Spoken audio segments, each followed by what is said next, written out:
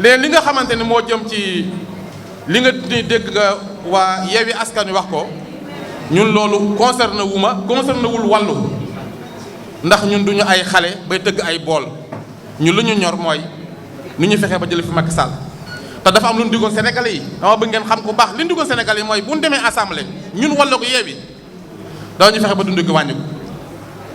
dañu dugal loi de finance bi loi boo xam ne dafay xeex nguur jigéen loolu ba tey dugalaguñ ko assemblée lan la ñuy xaar dañoo waxoon dañuy modifier code électoral bi pour Khalifa Sall ak Karim Wade nekk candidat loolu ba tey defaguñ ko lan la ñuy xaar dañu waxoon nii dañu fexe ba nga xamante ne daan dindi logo dotation yi ci prison yi loolu man mii di wax ak yow def naa si proposition loi ministre bi nee na moom def na si benn nga xam longue dotation yi daan ko jëlee maanaam limitation yi indi ko 300 loolu demet liggéey nañ ko ci assemblée nationale loolu mooy li fi jot def ñun bokkuñ si fi caaxaan yooyu noonu bokkuñ si ay casserole yu ñu tëgg décembre kon maa ngi laa si appel ñun daal tracé bi ñu am mooy Macky Sall jóge ci réew mi nu mu gën a gaaw suñu mbokk politiciens yi nañu bàyyi xale yi nga xam ni ñoom la ñuy jal si kaw ay leader politique ay kilifa diine ñuy saaga askan bi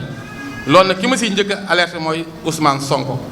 sama xarit la waaye na bàyyi ñi nga xam ni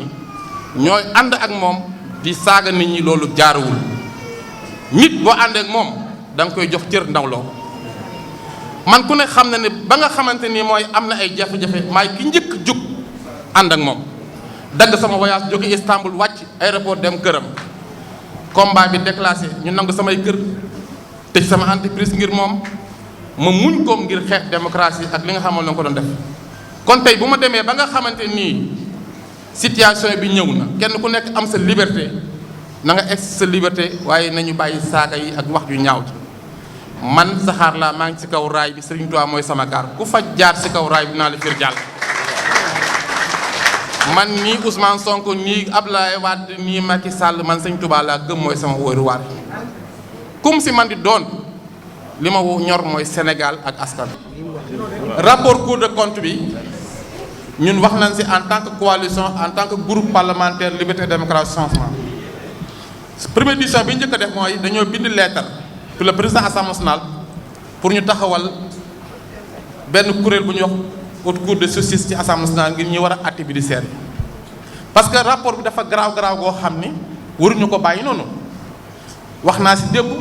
te si laay continuer wax ci laay précise pour que ñu leeral li nga xamante ni mooy xaalisu askan ndax man mii di wax ak yow dugal naa sama xaalis keneen dugal na si xaalisam comme Cour des comptes génn na ni am na ay luubal bu ñu ko yamal rek si daas yi ndax dafa am benn maanaam benn service président boo xam ni comme li daloon la cas de Khalifa Sall ministres yi dañ leen war a topp ba ñu yam si daas yi loolu nag